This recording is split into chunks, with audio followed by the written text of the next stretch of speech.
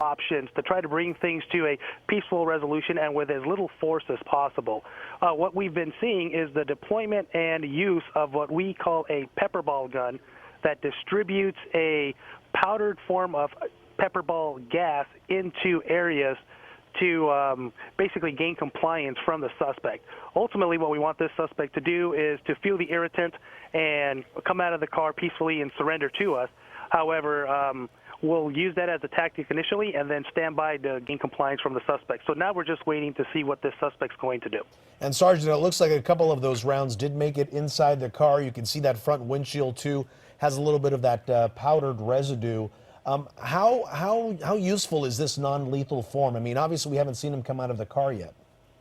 Most of our less than lethal tactics are very useful, actually. We gain a lot of compliance, and we like to use them all the time. Obviously, lethal force is our last option, but right now we're trying everything we possibly can. Our crisis negotiation teams are going to be responding. We're going to try to get this guy to talk to us and hopefully come on out so we don't have to do anything else. Sir, can you tell me we've seen so many chases in Los Angeles where the authorities would just wait it out. I mean, sometimes hours. This seems, and I'm not making any judgment, but it just seems more aggressive of a way to try to get this to end than other chases that we've seen. Is your policy different from the LAPD, perhaps? Every major department has pursuit policies pertaining to theirs, and a lot of them are different, yes. And it looks like he's a little bit more agitated here. We saw him put his hand on his forehead. He keeps swinging in and out of the vehicle. It looks like he is talking to some of the deputies that are there on the scene right now. Is this going to be, at this point, Sergeant, one of these situations where they're just going to keep talking to him and see what he's going to do next? Well, ultimately, we're going to try to talk to him and hopefully get him out of the car peacefully without the use of any additional force. That is our ultimate goal. Ultimately, this depends on the actions of the suspect. Everything that we do is predicated on what he does. So if he complies peacefully and comes out of the car, which is what we want, we're going to have him step back to us, and then we're going to take him into custody and get him medical attention for the use of the pepper gas inside the vehicle. Sir, do you have any information on whether you've been able to see who the owner of the car is? Perhaps you already know who the suspect is? We don't know who the suspect is until we actually talk to them. Just because someone is actually registered to the vehicle, it doesn't mean they're the one that are actually driving it. What I can tell you is that deputies began pursuing this suspect at approximately 2:48 p.m. at Tierra Subida and Avenue S in Palmdale for what we deem to be a reckless DUI suspect. Now, just because he was driving at low speeds doesn't necessarily mean that he wasn't reckless. And based on what we've been seeing, we deemed him to be reckless, so we tried to pull him over utilizing spike strips and all different types of technology, and as you see now, we're basically waiting for him to comply with us, and hopefully he does. Sergeant, you mentioned that spike strip. I can't remember the last time I saw a spike strip take out all 4 tires, so this was a good direct hit in this case. Yes, it was. And fortunately for us, the use of the spike strip in this situation was very, very effective, and I attribute that to the low speeds that we had, which kept this pursuit relatively safe for the public, for the suspect, and ultimately for our deputies. And Sergeant, as we're just sitting here watching to see if the suspect's going to get out of the car, years ago I was able to work with the LA County Sheriff's Department, in fact, and we talked about and saw some of these less than lethal weapons. Have you ever been shot with a pepper ball? Do you know what that feels like so that we can get some insight as to what this guy might be experiencing right now? Well, I personally have been shot with pepper balls, and I can't tell you that they sting. I've also been tased, and that hurts also quite a bit. The way we use the pepper ball is in 2 different styles. One style is to disperse the pepper powder in a general area, and the other is to directly impact a suspect when we need to. Most of the time, we use it as an aerial dispersal tool to get some type of pepper powder into the area so people will comply, similar to pepper spray.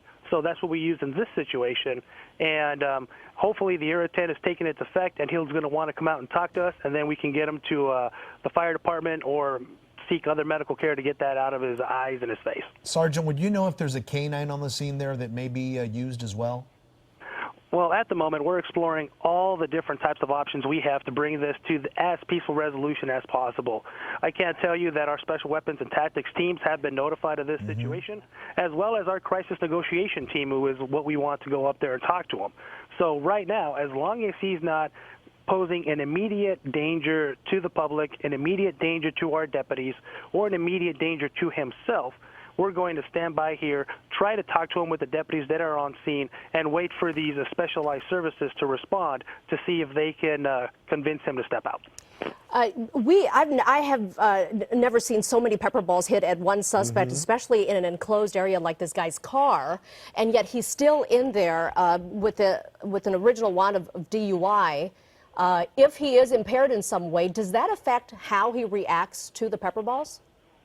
That I don't know. It depends on what the suspect is impaired with, if he's impaired at all. Like I said, we believe and perceived his driving to be reckless and possibly under the influence, so we don't know that until we actually talk to him. However, based on my previous experience in law enforcement and on patrol, I can tell you that some less lethal options don't necessarily have the same effect or the desired effect on suspects based on what they're under the influence of. That's why we have a multitude of less lethal options that are available to try to bring this to a peaceful resolution. All right, Sergeant Bob Basie with the LA County Sheriff's Department, thank you so much for spending all this time and providing all that insight. We're going to continue to follow this situation. You'll be able to follow it on your screen as well. We're going to put it in the corner for you so you can watch. But there is other news this afternoon. That's right. Good afternoon, everybody. I'm Juan Fernandez. Thanks for watching. I'm Leyna Nguyen. This is KCAL 9 News at 4, following that pursuit that began back in Palmdale. But there's other news.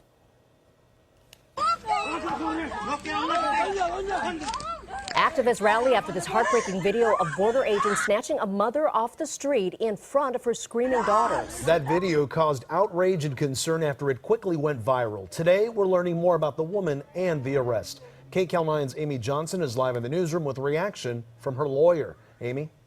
Juan and Leyna, that single mother is undocumented, but her 3 daughters were all born here in the U.S. They are now anxiously awaiting her return after she was grabbed off a San Diego area street last Saturday. Snatched by Border Patrol agents. Cell phone video captured the single mom, Paula Morales Luna, being torn away from her 3 daughters as she was on her way to pay her rent last Saturday. Border Patrol claimed she was an organizer of criminal smuggling in San Diego's East County. She has no idea what they're talking about. Attorney Andreas Marino represents Morales. We've checked all the court records. We don't see any criminal charges ever filed against her in any capacity. She's never been arrested for anything as far as we can tell. So we're at a bit of a loss as to whether alleging the alien smuggling issue. She has no charges against her for being part of a criminal smuggling ring. She was arrested for being undocumented. Because the arrest went bad, because it looks bad for the agency, they engage in these smear tactics against these women. The scene is similar to others that have happened right here in L.A. I'm pissed off. I'm disheartened that our own federal government, our own tax dollars would be used against us, against our communities, to terrorize our neighbors and our friends. The Duarte family has felt this pain personally. The mother and father were also detained, leaving 3 children to fend for themselves while they were in custody for 7 months. They're saying that my dad is involved in a smuggling organization and my mom is part of it too. My dad has been an ice cream man since he got to this country. While this video of one of her students screaming out to her mother was too difficult for Judith Castro to watch, she shared it on Facebook. How many more videos of young children do we have to see screaming so that their parents aren't taken away the way that they are? It's not right, and we need justice. Now, the U.S. Attorney's Office told our sister station in San Diego that Morales is not currently facing any charges.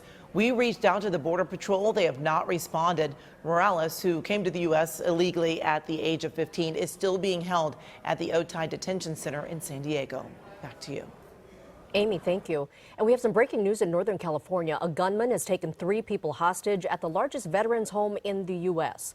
The home is in Napa Valley and houses about 1,000 elderly and disabled veterans. Danielle Nottingham has the latest. FBI and SWAT teams have locked down the grounds of a veterans home in Yountville, California, where the Napa Valley Fire Chief says at least 3 people are being held hostage. A local newspaper is reporting the man is armed with an automatic weapon and is wearing body armor. This is a very fluid and dynamic situation that we have a joint effort working to deal with. Officers are patrolling the grounds of the largest veterans home in the country, with 1,000 elderly and disabled veterans going back to World War II. Jack Stratton's father is among them. Yeah, of course I'm worried about him. Just off the property, law enforcement and medical teams are standing by in case they are needed. Danielle Nottingham, KCAL 9 News. And here's a live look now at that facility in Yountville. From these aerials, we've seen officers with long barrel assault type weapons crouching around the building where the shooter and some are taking cover behind the trees there. Authorities say students rehearsing a play on the grounds had been locked down when the gunman took hostages. But the Napa County Sheriff says the 80 students were able to drive themselves out in a line of cars. We'll continue to monitor this situation. Meanwhile, KCAL 9 News at 4 will continue after this short break.